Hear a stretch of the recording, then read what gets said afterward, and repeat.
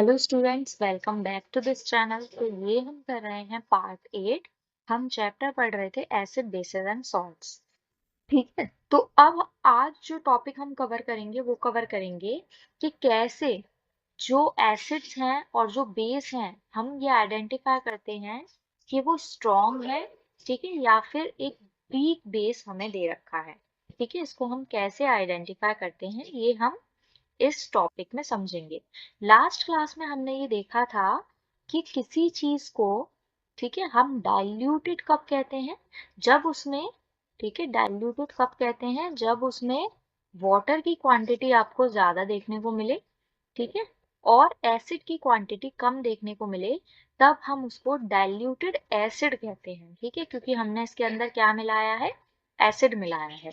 वहीं diluted base किसको कहा जाएगा, ठीक है, तो ये हम समझते हैं डाइल्यूटेड बेस किसको कहा जाएगा, ऐसी चीज को कहा जाएगा जिसमें वाटर की क्वांटिटी ज्यादा हो और बेस की क्वांटिटी कम हो। तो ऐसे चीजें आपकी क्या हो जाती हैं, डाइल्यूटेड बेस हो जाती हैं।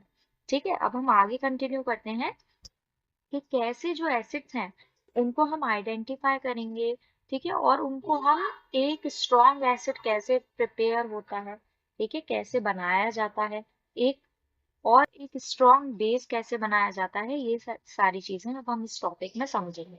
ठीक है, तो जैसा कि हम जानते हैं कि जो आपका लिटमस वगैरह है, टर्मरिक वगैरह है, ठीक है, वो एसिड बेस इंडिकेटर्स हैं। ठीक है, वो आपको ये बताते हैं कि जो चीज आपके पास प्रेजेंट है वो एक एसिड है या फिर एक बेस है। ठीक है, तो प्रीवियस सेक्शन में हमने पढ़ा था डाइल्यूजन के बारे में। डाइल्यूजन क्या होता है, किसी भी चीज में अगर आप वाटर मिला रहे हैं तो उस प्रोसेस को ही हम क्या बोलते हैं, डाइल्यूजन कहते हैं। और ये अगर एसिड के साथ मिलाया जाता है तो वो H पॉजिटिव आयंस की कंसंट्रेशन को कम करता है।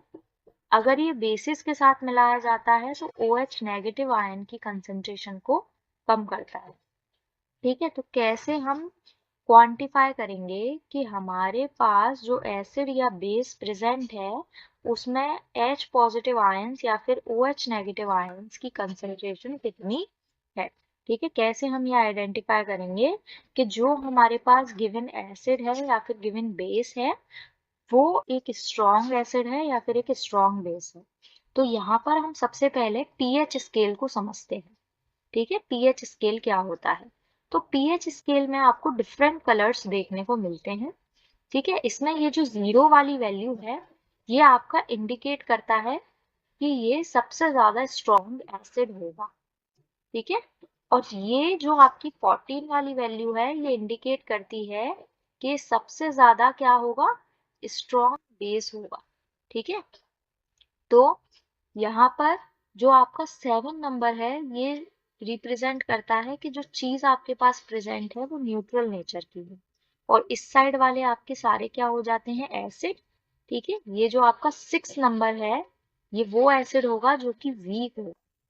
ठीक है, ये जो आपका 8 नंबर है इस साइड वाले सारे बेसिस को रिप्रेजेंट करते हैं। ठीक है, न्यूट्रल से लेकर 14 तक, यानी कि 7 से लेकर 14 तक इसके बेस में, इसके 7 से लेकर 14 तक, 7 तो आपका न्यूट्रल हो गया, तो 8 9 10 11 12 13 और 14 ये आपके बेसिस को इंडिकेट करते हैं। ठीक है, ये आपका 8 नंबर वाला सबसे ज्यादा कैसा बेस होगा, वीक बेस आपको देखने को मिलेगा, और इस तरफ वाला जो 6 नंबर वाला है वो आपको वीक एसिड देखने को मिलेगा। ठीक है, तो इसी को हम यूनिवर्सल इंडिकेटर कहते हैं। पीएच स्केल को क्या कहा जाता है, यूनिवर्सल इंडिकेटर इसको कहा जाता है। ठीक है, तो देखिए, तो यूनिवर्सल इंडिकेटर जो है उसमें बहुत सारे, ठीक है, बहुत सारे इंडिकेटर्स का मिक्सचर होता है ये। ठीक है, इसमें आपके डिफरेंट कलर्स आपको देखने को मिलेंगे जो कि आपके हाइड्रोजन के आयन की कंसंट्रेशन को बताते हैं। ठीक है, जो आपका स्केल है, पीएच स्केल है, वो हाइड्रोजन आयन की कंसंट्रेशन को बताता है कि सॉल्यूशन में कितने हाइड्रोजन आयंस प्रेजेंट है।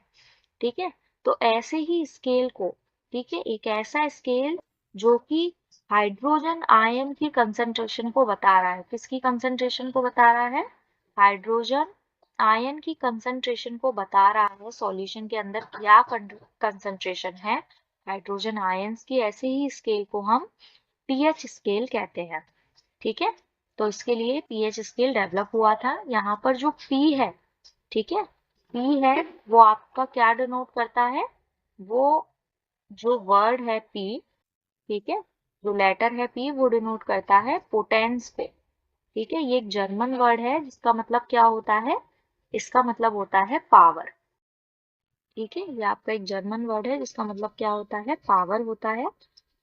तो यहाँ पर जो पीएच स्केल है वो आपको 0 से लेकर 14 तक देखने को मिलेगा, और जो 0 वाली वैल्यू है वो इंडिकेट करती है कि चीज जो है आपके पास, जो सॉल्यूशन प्रेजेंट है वो बहुत ही ज्यादा एसिडिक नेचर का है। जबकि जो 14 वाली वैल्यू है ये आपको रिप्रेजेंट करती है कि जो सॉल्यूशन आपके पास प्रेजेंट है वो एक स्ट्रॉन्ग बेस है। ठीक है, यानी कि ज्यादा अल्कलाइन आपको देखने को मिलेगा। ठीक है, तो जो पीएच है वो सिंपली हमें क्या बताता है कि जो आपका एसिडिक और बेसिक नेचर है सॉल्यूशन में, ठीक है, वो कितना है। ठीक है, अगर हाइड्रोनियम आयन की कंसंट्रेशन, ठीक है, ये बात ध्यान रखिएगा कि अगर हाइड्रोनियम आयन की कंसंट्रेशन, जो हाइड्रोनियम आयन है उसकी कंसंट्रेशन हायर आपको देखने को मिलेगी, ठीक है, तो आपकी पीएच वैल्यू लोअर जाती है।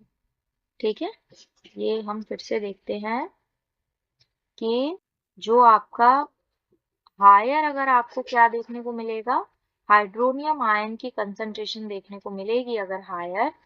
ठीक है, अगर आपको हायर देखने को मिलेगी हाइड्रोजन आयन की कंसंट्रेशन, तो आप ये देखेंगे, तो आप ये देखेंगे कि जो पीएच वैल्यू है वो लोअर जाएगी। ठीक है, इसको हम एक बार लिख देते हैं कि जो हाइड्रोनियम आयन है यानी कि H3O, ठीक है, इसकी कंसंट्रेशन अगर ज्यादा है, ठीक है, हायर अगर इसकी कंसंट्रेशन है, देन ये क्या रिप्रेजेंट करता है कि अगर इसकी कंसंट्रेशन ज्यादा है तो वैल्यू ऑफ पीएच आपको, वैल्यू ऑफ पीएच आपको क्या देखने को मिलेगी, लो देखने को मिलेगी। ठीक है, ये रिलेशन हमें देखने को मिलता है।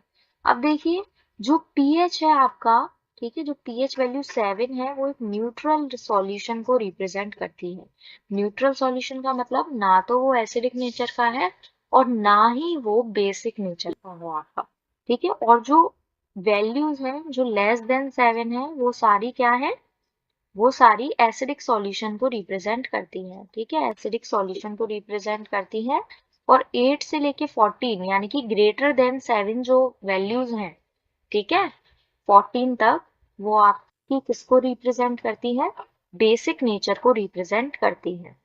ठीक है, तो और अगर आपका जो OH नेगेटिव आयन की कंसंट्रेशन है सॉल्यूशन के अंदर, ठीक है, अगर वो ज्यादा है तो इसका मतलब क्या है कि जो एल्कलाई है, ठीक है, वो आपका स्ट्रॉन्ग आपको देखने को मिलेगा। ठीक है, तो जनरली ये हम पीएच स्केल की मदद से रिप्रेजेंट करते हैं। टेबल 2.2 आपको दे रखी है, इसमें आपको बताना है कि आपका जो सलाइवा है बिफोर मील, आफ्टर मील, उसका पीएच पेपर पर कलर क्या रहता है। ठीक है, तो ये आपको सारी चीजें देखनी है और बतानी है। जैसे कि अगर हम लेमन जूस की बात करें तो ये आपका पीएच पेपर पे कलर कैसा देगा, क्योंकि लेमन जूस एसिडिक नेचर का होता है तो आपको ये पीएच पेपर का कलर रेड कलर देखने को मिलेगा। ठीक है, और अप्रोक्सीमेट जो इसकी वैल्यू होगी, ठीक है, वो आपको देखने को मिलेगी अराउंड 2 के आसपास, जो कि यहाँ पर रिप्रेजेंट भी है कि लेमन जूस की जो पीएच वैल्यू होती है वो 2.2 आपको देखने को मिलेगी। और नेचर इसका कैसा देखने को मिलेगा, ये एक स्ट्रॉन्ग एसिड आपको देखने को मिलेगा। ठीक है, क्योंकि ये किसके क्लोज है, ये वैल्यू जो आपकी वैल्यू दे रखी है 0, ठीक है, ये 2 उसी के क्लोज है, इस वजह से आपको देखने को मिलेगा कि ये एक स्ट्रॉन्ग एसिड है। ठीक है, आगे देखिए, जो स्ट्रेंथ है आपकी एसिड्स की या फिर बेसिस की वो डिपेंड करता है कि उसमें H पॉजिटिव आयंस कितने प्रेजेंट हैं, ठीक है, और OH नेगेटिव आयंस कितने प्रोड्यूस हो रहे हैं या फिर H पॉजिटिव आयंस कितने प्रोड्यूस हो रहे हैं। जैसे कि अगर हम हाइड्रोक्लोरिक एसिड के अंदर देखें, ठीक है, अगर हम हाइड्रोक्लोरिक एसिड को लें तो आपको देखने को मिलेगा कि जो आपका, और एसिटिक एसिड को लें, ठीक है, सेम कंसंट्रेशन के, तो आपको देखने को मिलेगा कि डिफरेंट अमाउंट के हाइड्रोजन आयंस को प्रोड्यूस कर रहा है, ठीक है।